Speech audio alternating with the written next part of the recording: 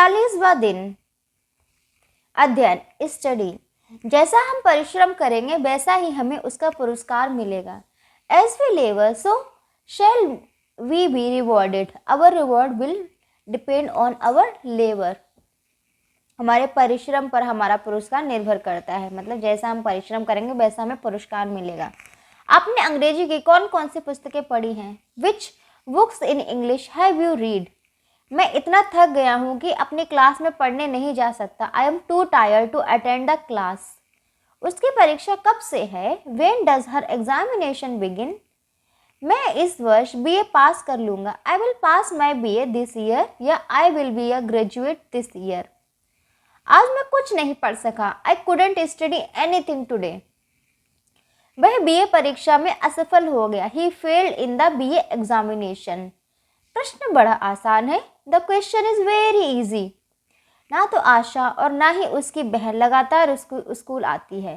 Neither Asha nor her sister comes to school regularly. मैं ज़रूर पास हो जाऊंगा। I will definitely pass या I will definitely get through. मैंने पिछली रात बड़ी मज़ेदार पुस्तक पढ़ी। I read a very interesting book last night.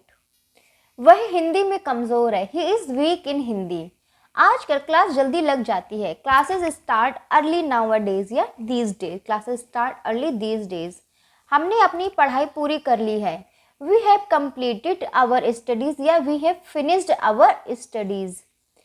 तुम या तो उससे माफ़ी मांगो या फिर जुर्माना अदा कर दो। Either you beg his pardon or pay for the fine.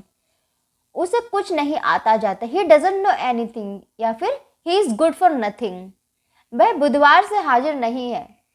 She has been absent since Wednesday. मेरे पास अपना काम पूरा करने का समय नहीं था। I had no time to finish my work. इसका अर्थ क्या है? What does it mean? वह अच्छी तरह मन लगाकर पढ़ती है। She takes keen interest in her studies. Students को रिजल्ट कल पता चलेगा। The students will know the result tomorrow. तुम परीक्षा में पास हो गए। You have passed the examination. मुझे पढ़ने क्यों नहीं देते? Why don't you let me read या let me study?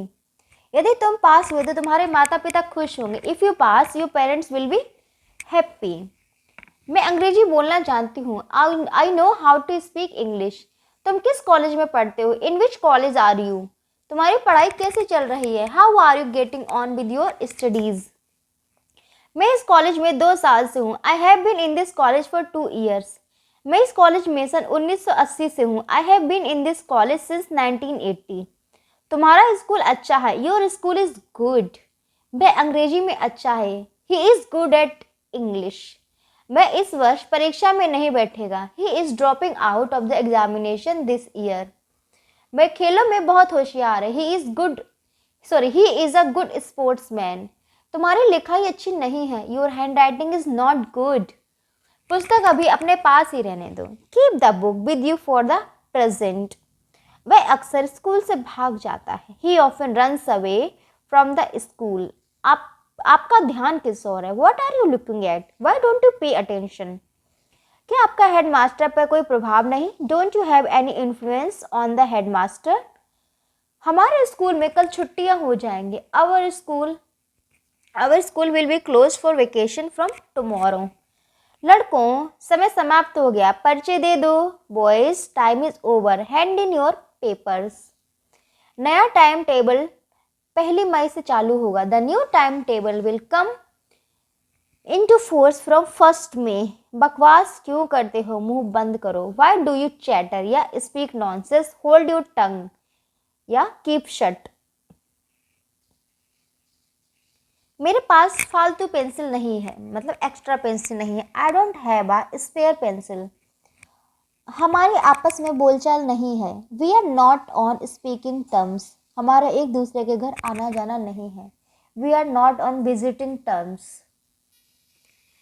यह स्टूडेंट 10वीं क्लास में नहीं चल सकेगा। या लड़का, This boy won't be able to get on in the 10th class. बकबक मत करो। Don't speak nonsense या stop yapping. क्या हाजिरी लग गई है? Has the roll has the roll been called? गणित तो मेरे लिए हवा है, मैथमेटिक्स इज माई बगबेयर।